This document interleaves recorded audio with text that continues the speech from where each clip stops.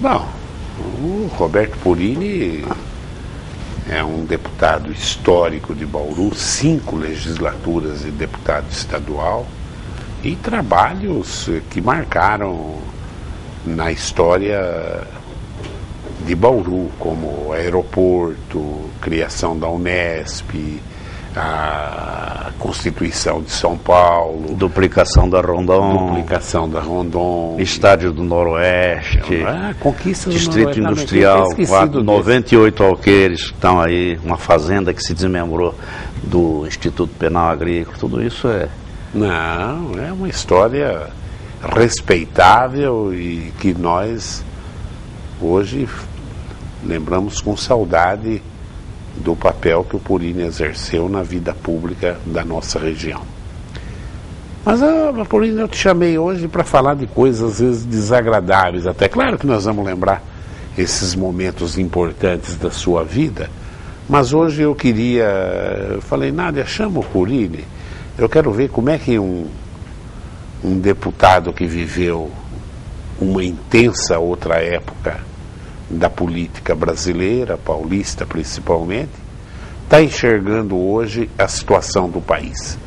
Que leitura você faz dessa crise institucional que está no país hoje, Porini?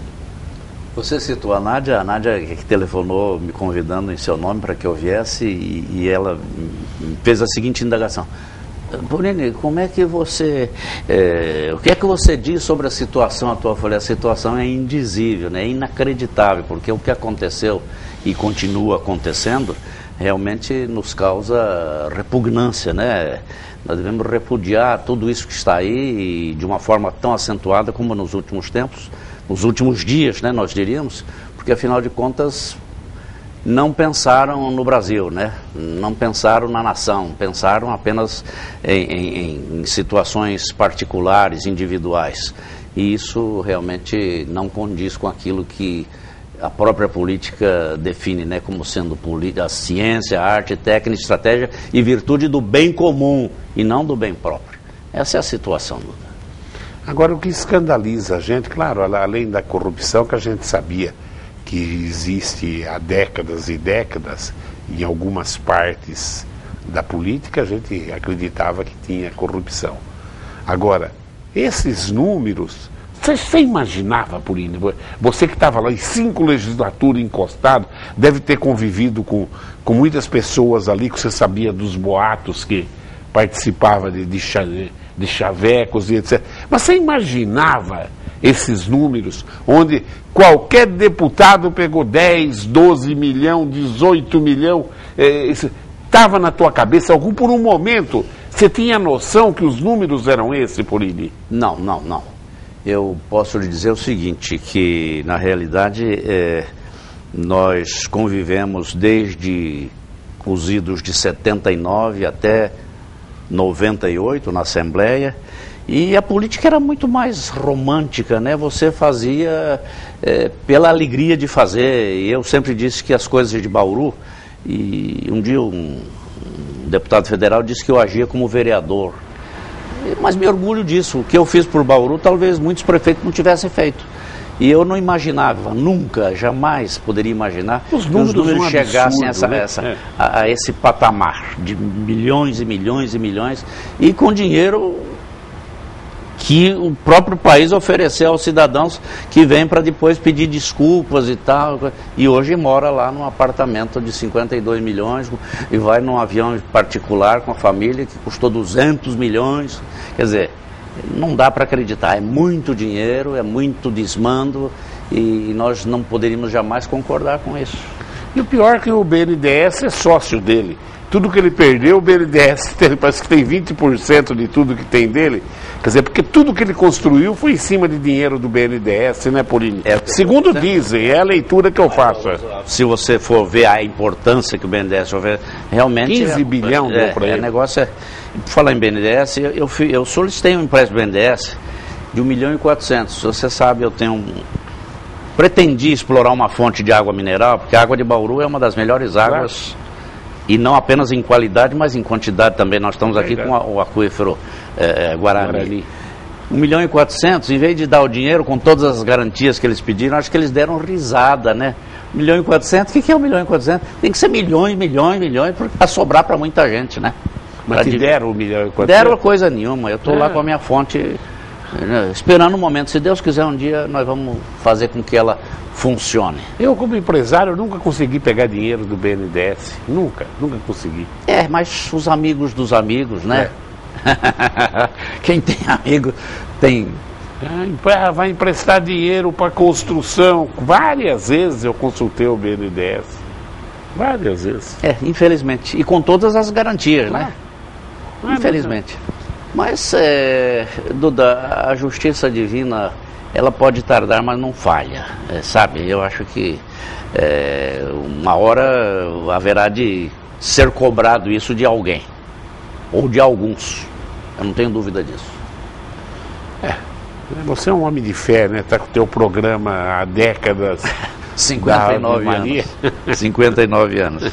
Desde a época que nós lecionamos junto lá na Instituição Toledo de Ensino, exatamente, né? Você já tinha a Hora da Ave Maria com o Roberto Porini. Agora é reflexões, né? Vamos completar em junho 59 anos.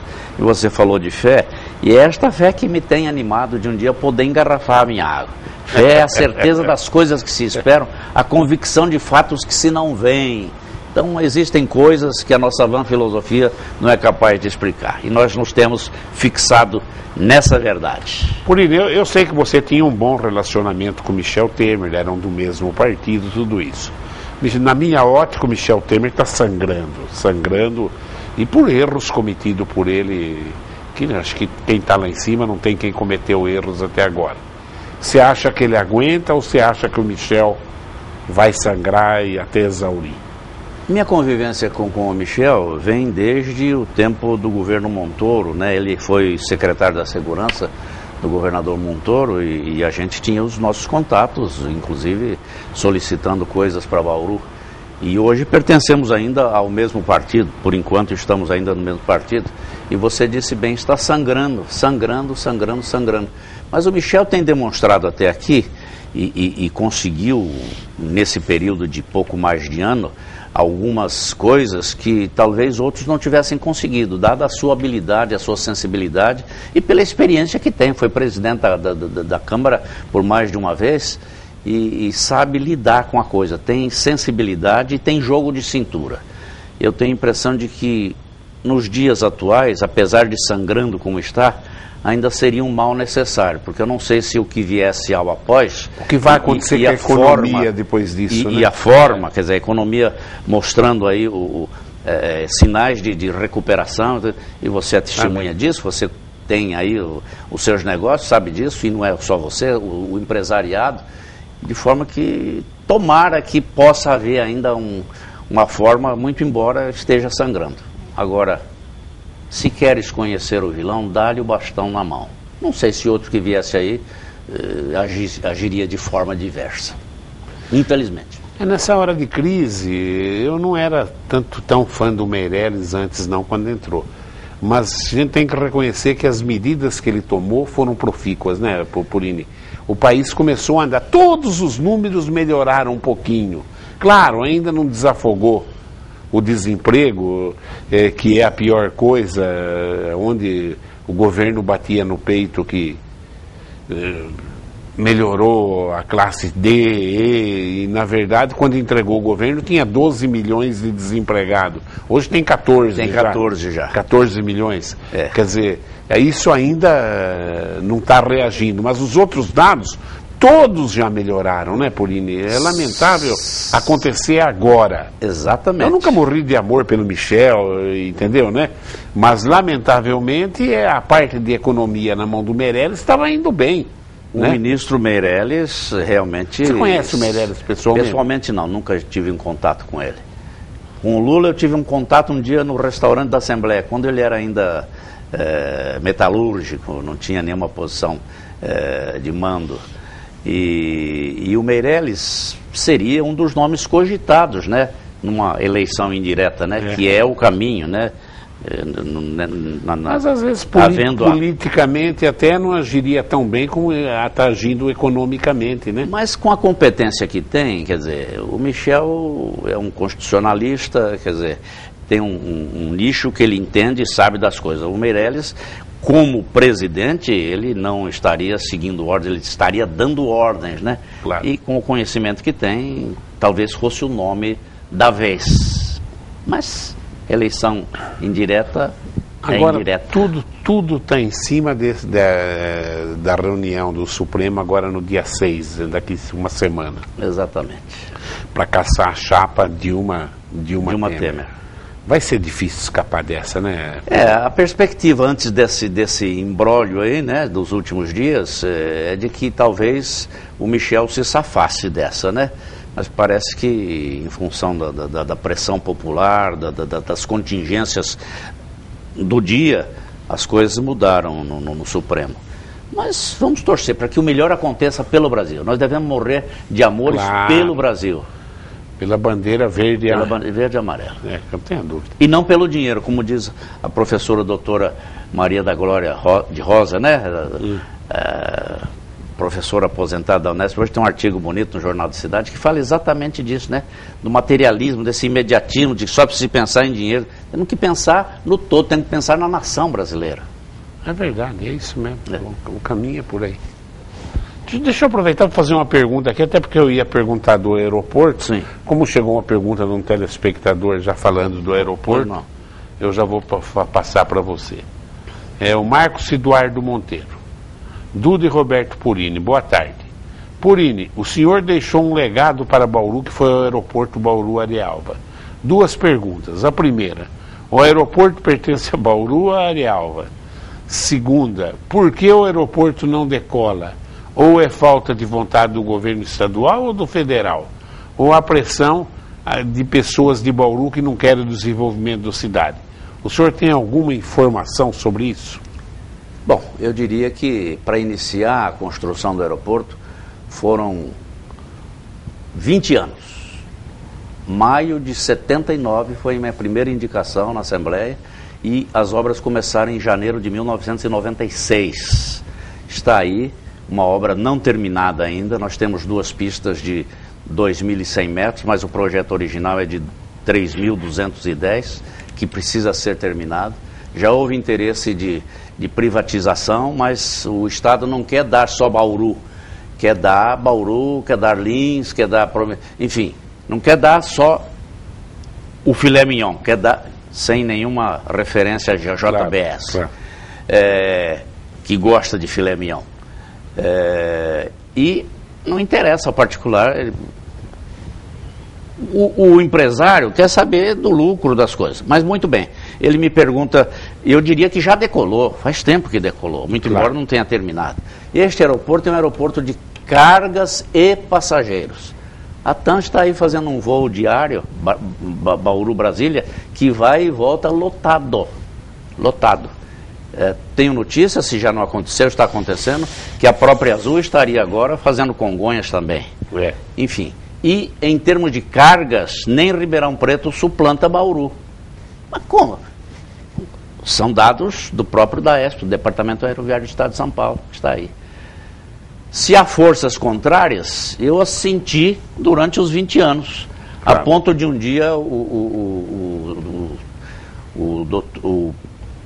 Coronel Teseu trabalhou na P2, dentro do Palácio, e sabia da minha luta. De repente ele vira presidente do DAESP.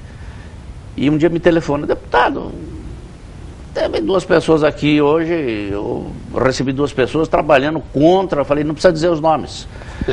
Citei os nomes, falei, como é que o senhor sabe? Falei, eu conheço o Corgo, Coronel. Depois te conto a história do Conheço o Corgo. Enfim, o que mais que ele pergunta?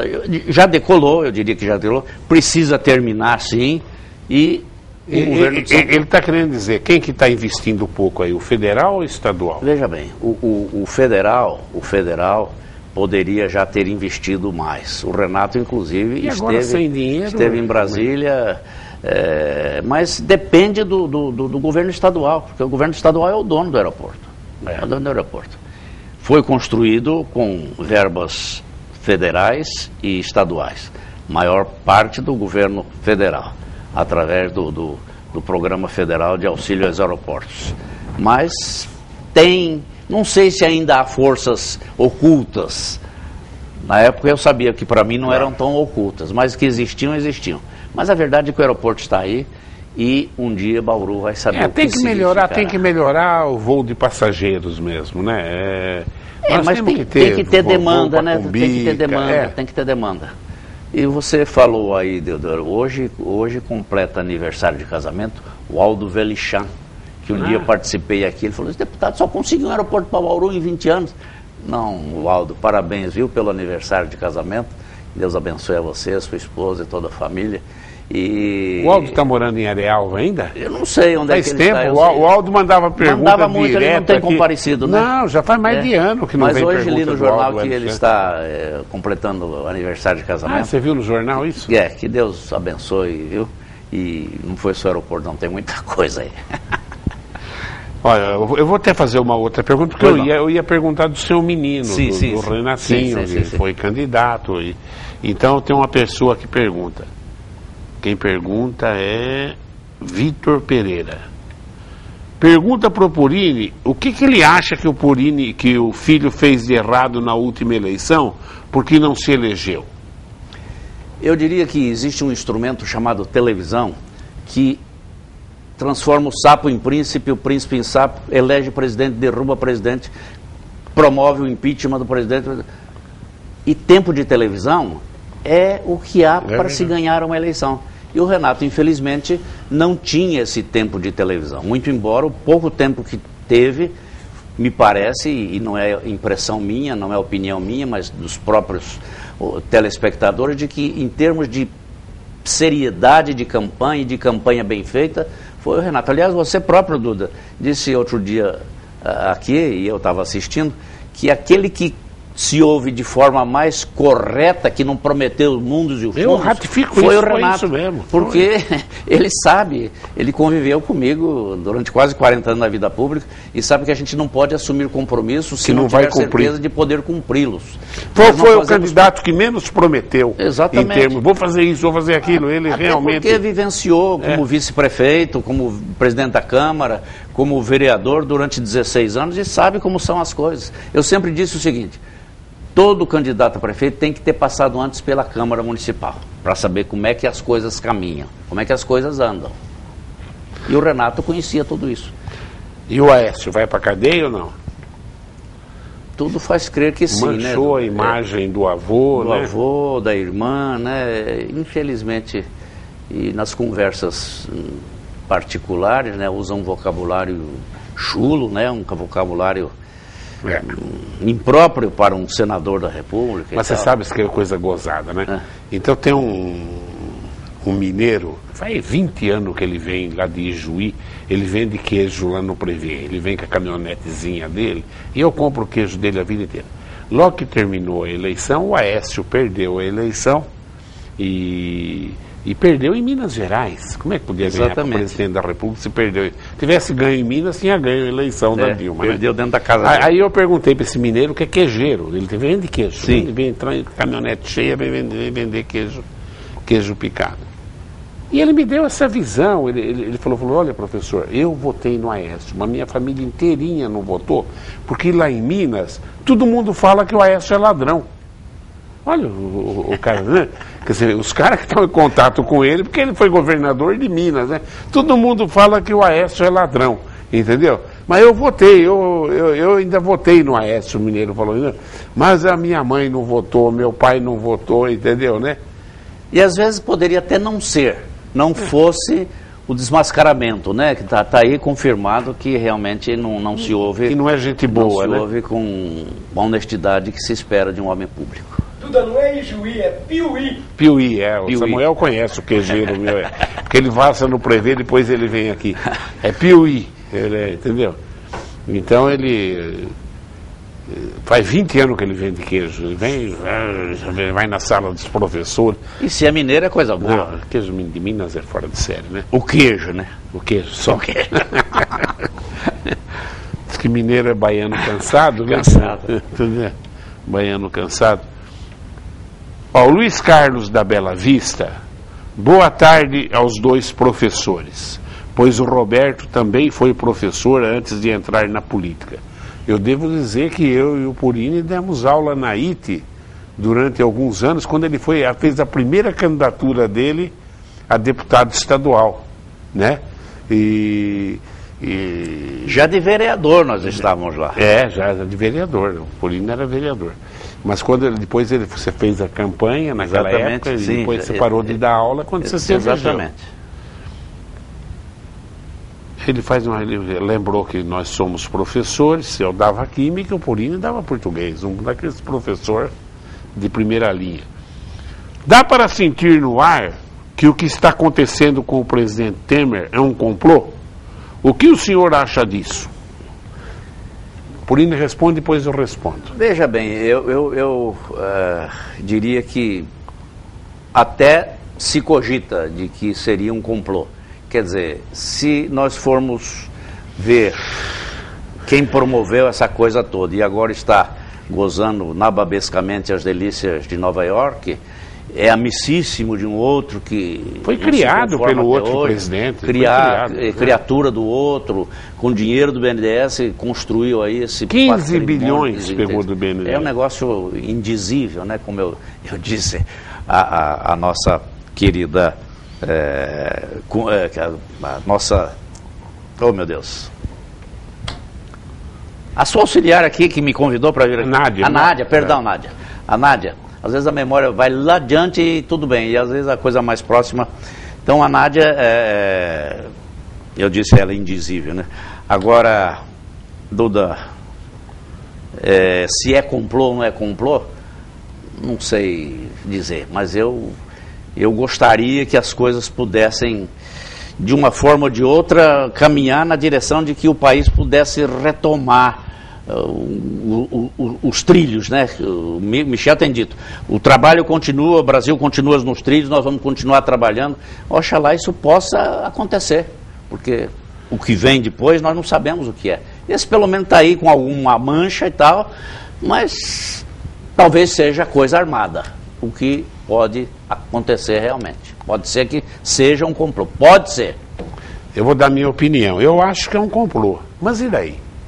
É como se um cara quer montar uma coisa comigo e quer fazer uma reunião na minha sala, ele vai lá e vai falar, Duda, eu vim aqui porque eu quero vender vaga na faculdade ou vender aprovação, entendeu?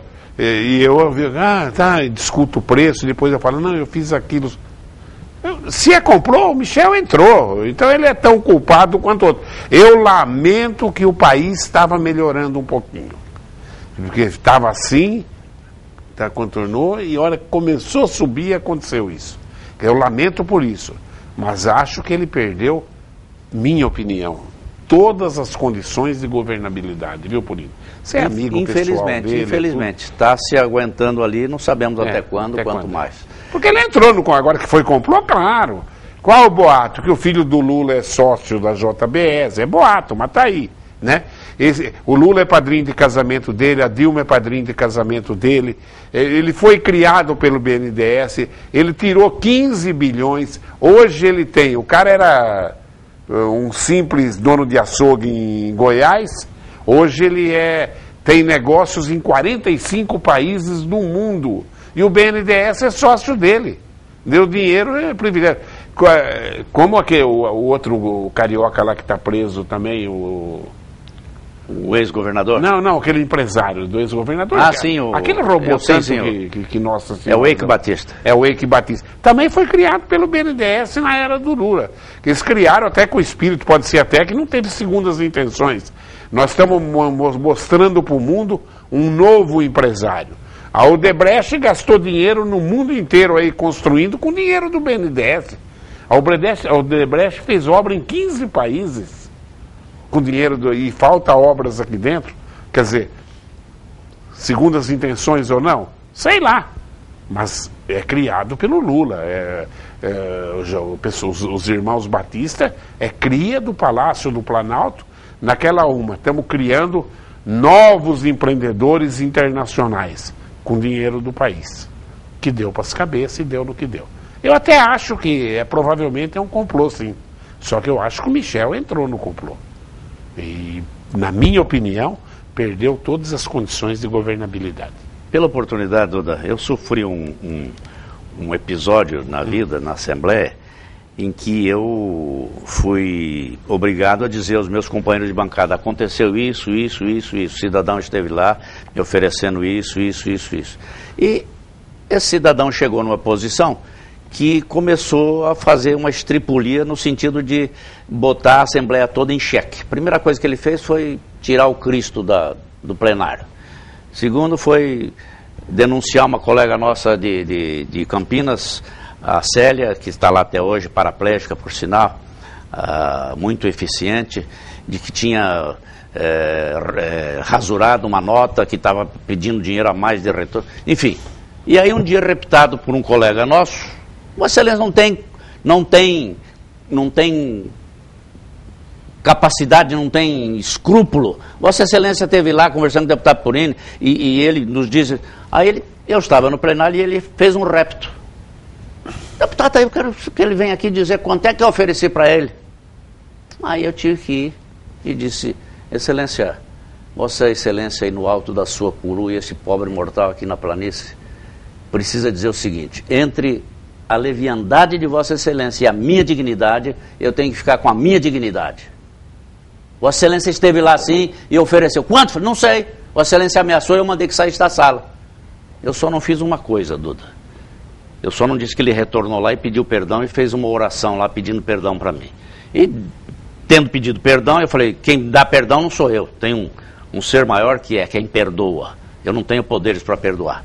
E ele achou de certo que eu ia dizer: não, uma coisa... E eu tive que dizer: entre a sua leviandade e a minha dignidade, tem que ficar com a minha dignidade. Aí o Roquinho Barbieri bateu na minha cabeça: pois é, você não gosta de verdinha, não podia ter ido para o Tribunal de Contas. Agora não é verdinha, são muitas verdinhas. Tem tanta história, Duda, que parece, né, brincadeira, mas infelizmente eu assisti a muita coisa e sofri muito. Tive um câncer de próstata, porque essa tensão, essa coisa de você ver as coisas e não participar porque a sua formação não é disso, entendeu? Mas você vai e acontece, né? Eu não tenho histórico na família de câncer, mas eu tive que fazer uma prostatectomia radical. Mas graças a Deus estamos aqui depois de 20 anos e haveremos de viver muito, porque o pai é o pai. Roberto Purini, quem está perguntando é o Pedrinho Valentim. O Pedro... Estava achando a falta dele. Hoje tem um artigo dele no jornal também. É meu assessor de assuntos aleatórios, o grande jornalista investigativo de Bauru. Presta um serviço... Doutor Pedro Valentim. Fora de sério.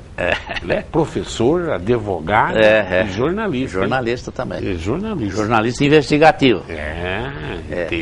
E tem registro de jornalista. Tem. Registro. Roberto Purini.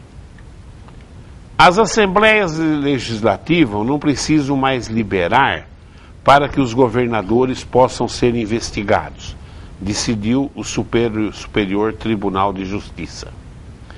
Entendo ser muito positiva essa decisão, porque em 95% dos casos a Assembleia imunizava os governadores. Qual a opinião do senhor, que já foi por 5 vezes deputado estadual? Aí ele faz uma pergunta para mim e depois eu leio. Sim. A pergunta. Acontece o seguinte: o governador, quando se elege, e junto com ele se elege uma assembleia, o primeiro ato do governador é procurar fazer maioria, para que ele possa estar protegido, porque o que decide é o voto, e quem tem maioria consegue aquilo que busca, isto é, o resultado positivo em favor.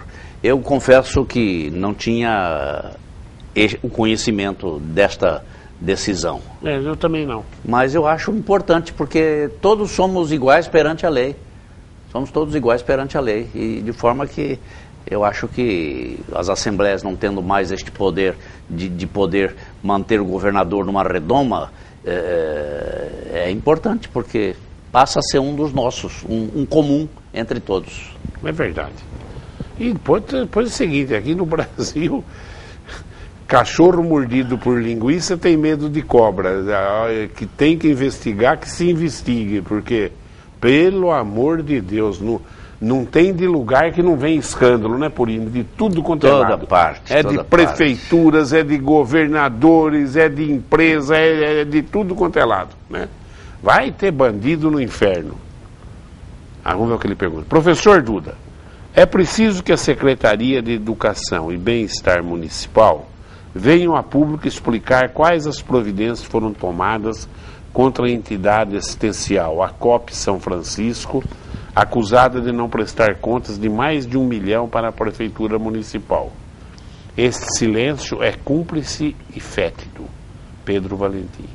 Está aí, algum assessor do Gazeta deve estar assistindo o jornal, né? E na próxima vez que eu trouxer eles aqui, se eu não me engano, estão tentando agendar já, viu, Pedro? Nós já vamos perguntar isso aí, tá? Vamos perguntar isso aí. O Samuel também pode dar uma de investigativo aí e já correr atrás disso aí também. O que você está achando da administração do Gazeta, Purini? Eu fui perguntado lá na Sociedade Hípica, né? Eu frequento lá, tomo uma sauninha de vez em quando lá. E nos 100 dias, Purini, como é que você vê os 100 dias? Eu falei, não posso fazer um julgamento em 100 dias, posso fazer uma avaliação, né? E a avaliação que eu faço é de que está havendo a tentativa de cumprir aquilo que se prometeu, mas o que se prometeu é muita coisa. Não sei se a avaliação que eu faço hoje poderá se concretizar, porque a avaliação que eu faço em 100 dias é uma avaliação e não julgamento. Julgamento só no final da administração. Mas, Duda, Bauru é uma cidade muito difícil, né? E o Gazeta teve, como o Tidei teve no início da administração dele, não foi uma prova de fogo, foi uma prova de água. E já dizia Oswaldinho Caçador, meu companheiro de Câmara Municipal, a terra de Bauru é como um açúcar, né? Vem a chuva e derrete tudo. Eu torço para que as coisas caminhem bem, como torço por Bauru, torço pelo Brasil. E, oxalá, o prefeito Clodoaldo Gazeta possa cumprir, se não tudo, pelo menos grande parte daquilo que ele prometeu. O que posso dizer hoje é uma avaliação de quem tem demonstrado boa vontade. Não sei se só boa vontade bastaria para que se cumprisse tudo o que foi prometido. É verdade. Mas eu acho que... E agora é o seguinte, né? Devagarzinho ele está tomando... E não tem muito o que fazer, né? Porque não tem dinheiro.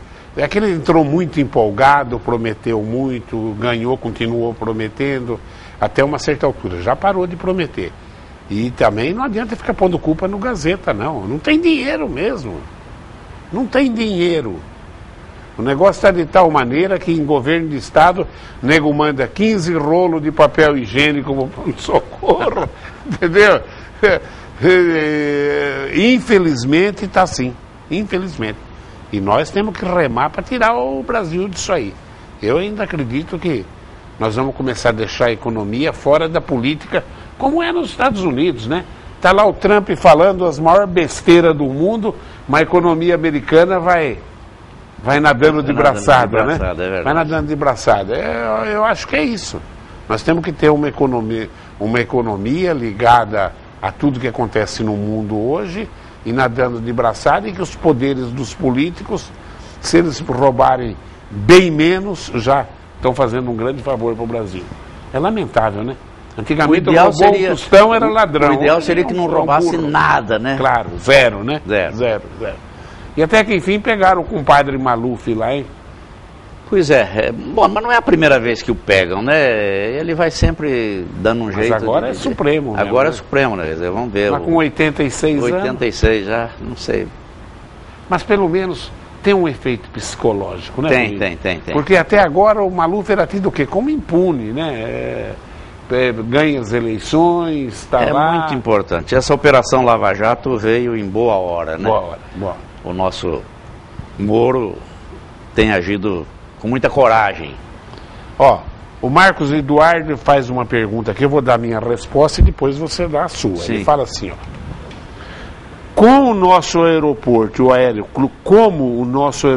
e o aeroclube poderiam contatar o coronel Marcos Pontes, bauruense que gosta muito da cidade e quer ver o desenvolvimento de Bauru, quem sabe com a influência que ele tem, trazer uma escola de pilotos como tem em Pirassununga. Olha, a escola de pilotos de Pirassununga é de oficiais da aeronáutica, ela é quase centenária e é a única escola da aeronáutica brasileira.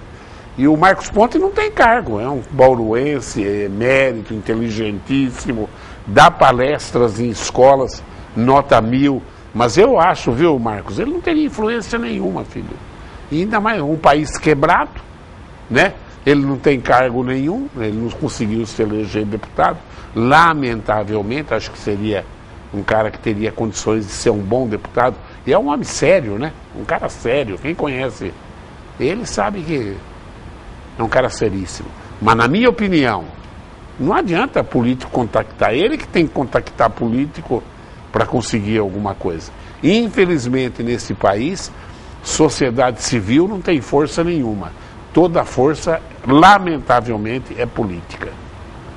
Dá sua opinião. Eu diria o seguinte, o nosso aeroporto tem uma escola de pilotos, não tem? Sim, mas, evidente. Mas eu acho que ele, como ele citou a de Pirassununga, acho que ele fala pilotos da aeronáutica. De aeronáutica, né? Sim. Porque lá sim. É a AFA, Academia da Força Aérea. É antiguíssima, né? Eu não levei para esse lado. Outros, Ribeirão Preto tem escola de piloto. Talvez se dirigisse realmente de forma específica. Não, a ITE aqui tem... Tem também. Tem a faculdade da ITE aqui. Eu fui, inclusive, uma vez lá conversar com os alunos, dar uma palestra sobre o aeroporto de Bauru. Mas como ele citou Pirassununga, eu tenho a impressão que ele está se referindo à Academia da Força Aérea, que é uma maravilha. Sem dúvida. Que é uma maravilha. Eu tenho, inclusive, 2 professores que são professores lá em Piratininga, em Pirassununga, que foram alunos do Prevê. 2 lá, né? O Prevê tem sido um celeiro, né? Graças a Deus. Graças a Deus. Você vê essa vez, né? Os candidatos a prefeito. O Gazeta foi aluno do Prevê. O Raul foi aluno do Prevê. E o teu filho, o Purininho, foi aluno do Prevê. Exatamente, é o celeiro. Graças a Deus é o que restou de escola, porque depois do Código do Consumidor, escola particular perdeu muito recursos, perdeu qualidade, porque não tem jeito, porque simplesmente, só para tocar nesse assunto bem rápido, é um verdadeiro absurdo. O Código do Consumidor exige que a escola não pode cobrar o aluno porque está constrangendo criança. Mas o pai pode constranger o filho de deixar numa escola sem pagar, devedor. A escola só pode não aceitar a matrícula dele depois de 1 ano, quando venceu o contrato. Aí ela entra na justiça, demora 4, 5 anos. Lá no Prevê, agora quando eu comecei a entrar, está aparecendo gente que estudou no Prevê em 2011, 2012, agora vem para procurar um acordo para ver se você tira da justiça. Sim. Demorou 6, 7 anos para chegar numa execução. Está aí, escola particular perdeu recursos no país inteiro, né? Então nós estamos em escola particular, está em crise muito antes da crise nacional. Então agora talvez até que nós não estamos tanto em crise, porque nós já aprendemos a viver em crise. O resto da sociedade que tem que aprender agora, né? É verdade. É muito triste isso, é muito triste. Mas eu tenho a impressão que o Marcos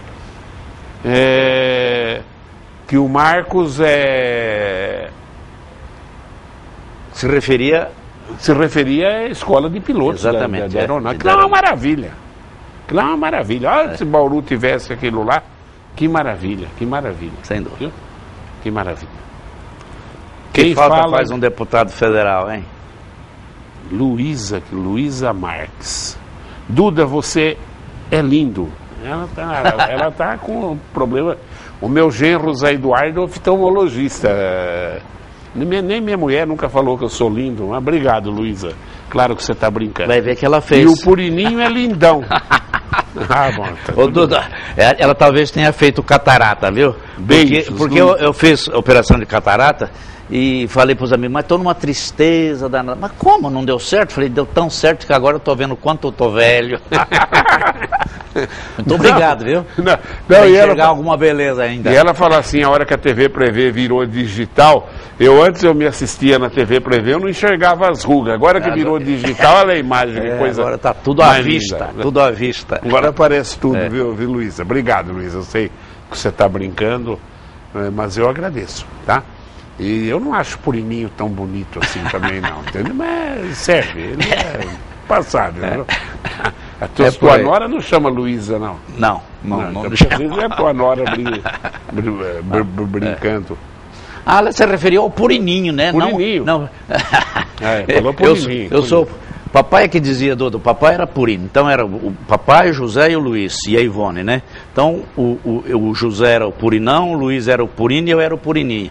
E o meu pai dizia, eu sou apurado, tem que cuidar de toda essa gente. Apurado.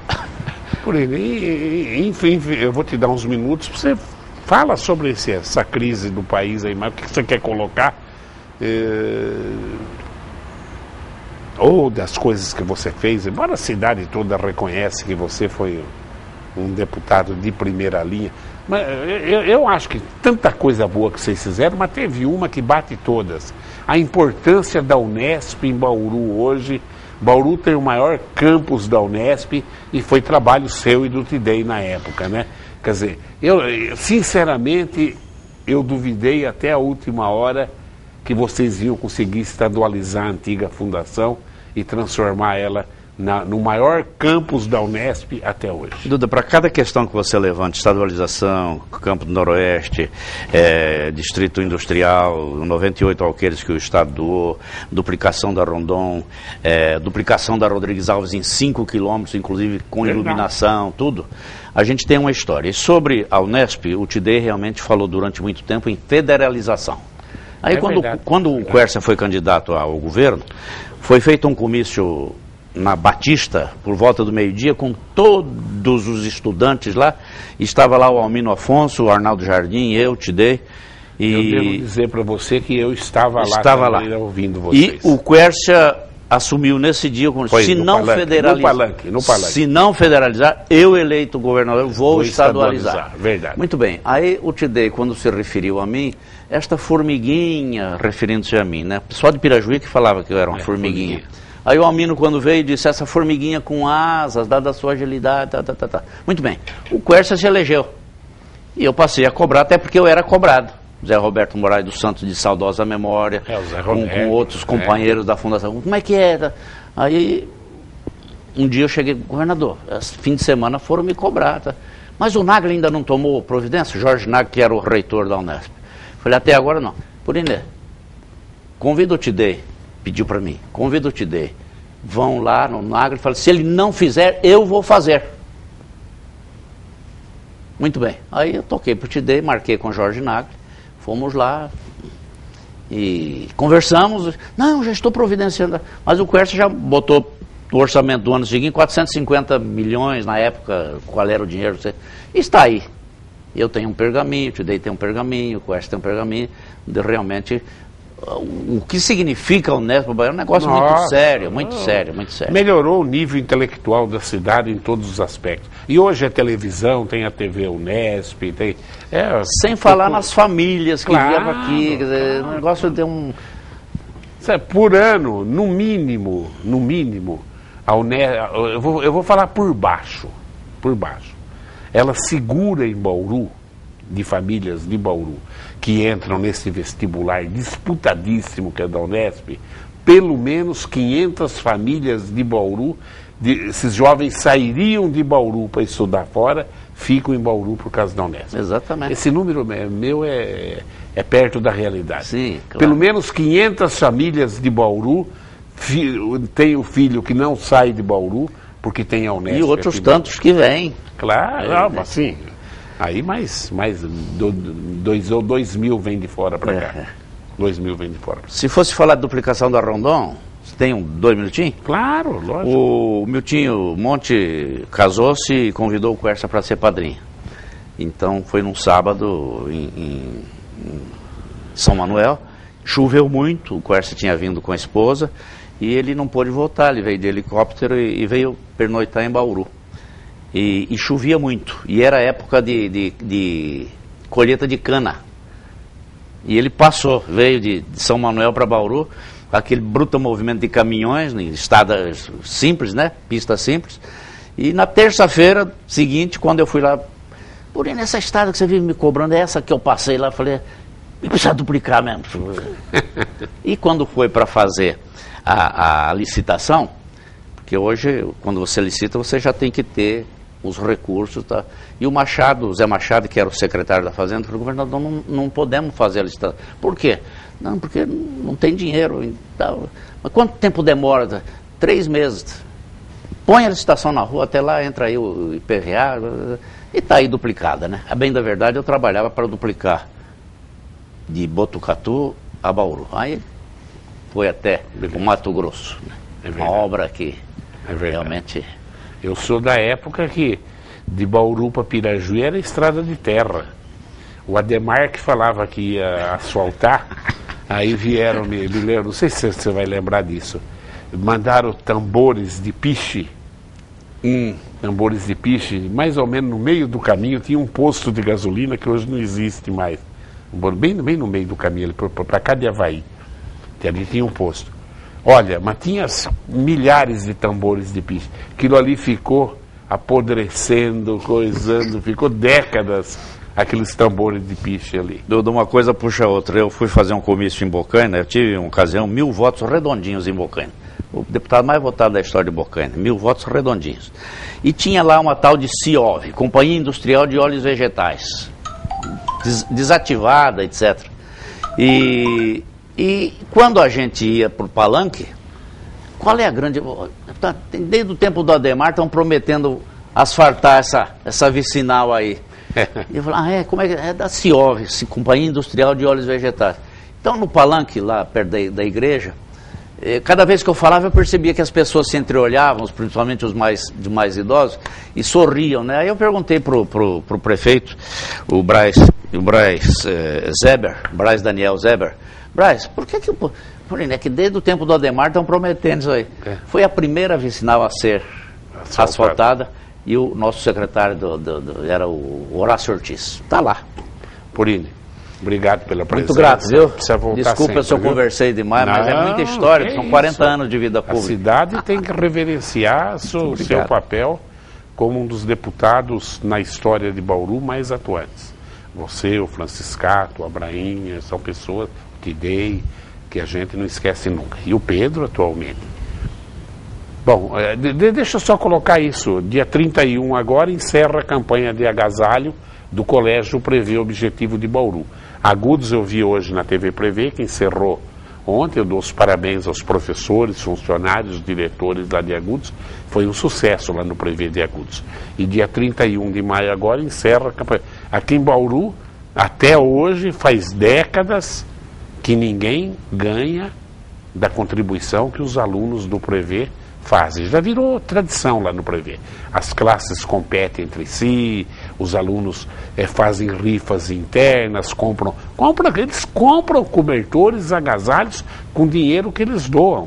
E porque a classe que ganha, aí a escola dá um café caprichado para eles e os professores trabalham como garçom no café. Professores que vão servir os alunos do café. Isso acontece já há décadas lá no Colégio Prevê Objetivo.